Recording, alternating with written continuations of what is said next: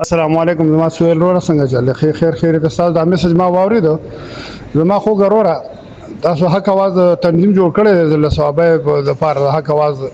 نو ما ته زه صرف دومره ووایئ چې ستاسو کومه مطالبه د وفاقي ګورنمنټ منلې یا ارمي والا منلې ما ته صرف دا ووایئ تاسو نن چې ریلي وباسئ که نه دې کې ثواب نشته ثواب په بارډر باندې بارډر ته ورشئ هلته ثواب دی دویمه خبره ده چې حق اواز هغه وخت چېرته چې د پاکستان ولې موږ پښتانه پاکستانیان نه چې ظلمونه کېږي او لا تر اوسه پورې کېږي په جیلونو کې اچولي بې ګناه پي ټي آی والا کسان هغه حق اواز هغه وخت چېرته تر وه چې نن حق اواز راځي او هغه چې